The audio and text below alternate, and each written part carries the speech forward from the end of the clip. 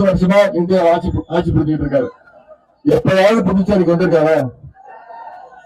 வந்திருப்பாரு, 1-2 வாட்டி வந்திருப்பாரு. தேர்தல் நேரத்துல மட்டும் வருவாரு. மற்ற நேரத்துல எட்டி கூட பார்க்க மாட்டாரு. புயல் அடிச்சா வரமாட்டாரு, வெள்ளம் அடிச்சா வரமாட்டாரு, எதற்கும் வந்து பார்க்க மாட்டாரு. 1 கிலோமீட்டர் ரோடு போடுவதற்கு கிட்டத்தட்ட 250 கோடி ரூபாய் செலவு செஞ்சிருக்காங்க. இவங்க 1 கிலோமீட்டர் ரோடு போடுவதற்கு 250 கிலோமீட்டர் 250 கோடி ரூபாய் செலவு செஞ்சிருக்காங்க. ஒட்டி கூட வந்து எட்டி பார்க்காதவர் தான் நம்முடைய ஒன்றிய பிரதமர் அவர்கள். ஆனா தேர்தல் வருதுன்னு ஒண்ணு இந்த 10 நாளா தொடர்ந்து தமிழ்நாட்டையே சுத்தி வந்துட்டு இருக்காரு.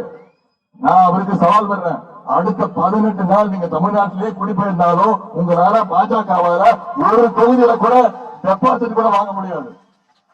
அதை தமிழ்நாட்டு மக்கள் அங்க செஞ்சிருவாங்க. புதுச்சேரி மக்கள் நீங்க தெளிவா இருக்கணும், நீங்களும் அதை செய்யணும். செய்வீங்களா? தமிழிசையா அவங்கதான் துரத்தி அனுப்பிச்சு விட்டீங்களா? அவங்க இங்க இருந்தவங்க, அவங்க பாஜக இருந்தா என்ன தெரியுமா சௌகரியம், ஒரு வசதி, தேர்தல் நிக்க வைப்பாங்க, கண்டிப்பா தோத்துருவாங்கன்னு தெரியும், உடனே தூக்கிட்டு கொண்டு போய் ஏதாவது ஒரு மாநிலத்துல ஆளுநர் ஆக்கிடுவாங்க. அப்படி வந்து அவங்க ஆளுநர் தான் அக்கா தமிழிசை அவர்கள்.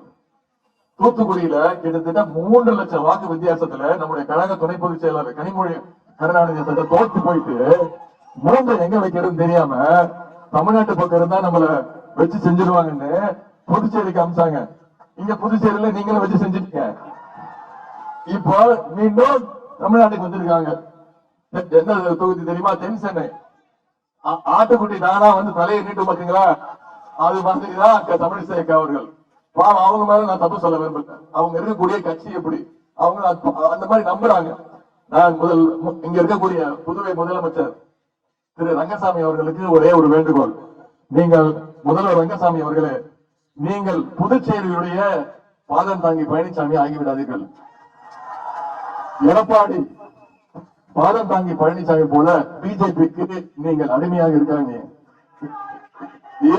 இனிமே இருக்காதீங்க. இருந்தா நீங்களும் தூக்கி எறியப்படுவீர்கள். வருகின்ற சட்டமன்ற தேர்தலில் நீங்களும் தூக்கி எறியப்படுவீர்கள். செய்திகளை உண்மைத்தன்மையுடன் உடனுக்குடன் தெரிந்து கொள்ள தி கிரேட் இந்தியா நியூஸ் சேனலுக்கு சப்ஸ்கிரைப் செய்து எங்களுடன் இணைந்திருங்கள். எப்போதும்